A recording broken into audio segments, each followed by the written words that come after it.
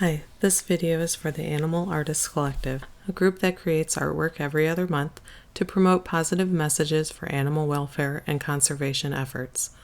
I'll put info about the group and how anyone can participate, along with links to official members and art materials I use in the description section below. Reptiles won the theme vote for this round, and with lizards being so plentiful here in Florida, I had a hard time narrowing down what footage I wanted to share with you. There are literally hundreds of them in each household's lawn, ranging from tiny 2-inch long babies to 8-inch long adults. No matter how careful I am to avoid startling them, I get one of two responses from each lizard I walk by. Many will run away, seeking the cover of nearby foliage, but every 10 feet or so, there's a more dominant male lizard who lets me know that this is his territory. Each of them will display a brightly colored dewlap, which is the neck flap that is often red, orange, or yellow, all the while doing push-ups, making certain that he is seen. Though rare, females can have dewlaps as well, but they are about a third of the size and can be white to pale pink in color. All of these lizards are types of anoles. Depending on your location, you may hear them called anoles, which is the Americanized pronunciation, or as anoles, since this word originated from a language with no silent vowels. No matter how you choose to say it, these lizards are identified by having both a dewlap and sticky toe pads that allow them to easily climb vertical surfaces. About once a year, I'll be blessed with a visit from Anolis carolinensis, known as the Carolina or Green Anole, and sometimes even called the American chameleon. Though they are not technically chameleons, they can change color. There's a common myth that lizards only change color to blend in with their surroundings, though recent studies show that the green anole more often becomes green on a dark surface where he and his bright dewlap can stand out to be noticed by females. They can turn from bright green to dark brown in a matter of seconds, sometimes lingering in a beautiful golden brown color for a minute or two. This is often triggered by body temperature or mood, including being upset from being chased, rather than simply trying to be stealthy. This becomes more apparent when they change from green to brown, even when already on a bright green leaf. There are a few reasons I see them so rarely, even though they are very common in my state. While they are not an endangered species yet, this lizard has been affected by man in many ways. Their Florida population has been forced to migrate out of places they were once commonly found. Part of this is due to the invasive brown anoles that were brought here on cargo ships from their native home of Cuba, Bahamas, and the surrounding islands. Green anoles have been found to respond to competition with the brown ones by moving off the ground and up to higher bushes and trees. This, coupled with the fact that most residential lawns keep only grass and other low-to-ground plants, has made a lot of gardeners panic in recent years that they never see the green ones anymore. Some have blamed the invasive species for forcing the green ones to abandon previous habitats and move northward.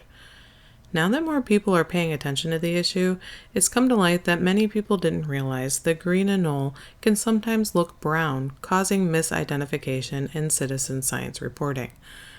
While figuring out just how much habitat has been abandoned will take some time, it is clear that the most common lizard in Florida is now the brown anole, which thrives even in busy city environments. They are commonly caged, bred, and put up for sale in a pet store at a very low price. Despite being easy to find and often marked as an affordable starter reptile, they are not good children's pets. It would take a considerable investment to give them a good life in captivity. They do not like to be handled and are prone to quick bursts of movement, making them easy to lose in a house. They are extremely moisture dependent and can die from a lack of water in just one day. Their bodies are delicate and require gentle handling. To help them escape from predators, their tails are detachable, which can be pretty sad when a child grabs for one that is trying to run away. They are cold-blooded and need ultraviolet light for body heat and vitamin D production. They often get sick indoors when people buy them, not realizing that they need a nice big cage with a UV lamp, daily water misting, and live insects for food. Since small lizards have such little scales and microscopic color variations, I really struggled with the initial drawing. It was hard to decide on just putting down some vague outline with ink, defining each individual scale, or doing a mix of details fading into a hint of texture from the granulating paint. While I did decide on that last option, I really debated starting over right after doing my waterproof ink drawing. In the end, I realized that the individual scales would have been better defined by a lighter color of ink to start with. It might have also been good to rely more on watercolor added with a detail brush later on, but it would have been difficult to nail the placement of certain features by not having such structured line work from the start. Instead of being delayed by the fear and uncertainty of how best to approach this painting, I decided to take it as a learning experience. Once the first wash of color went down, the harsh boldness of the line work started to be a little less noticeable. I added plenty of water to the paper, which allowed for the granulation in the green paints to move freely, creating unique texture effects. I try not to worry about the shading and lifting too much at this point, to not disturb the granulation as it dries.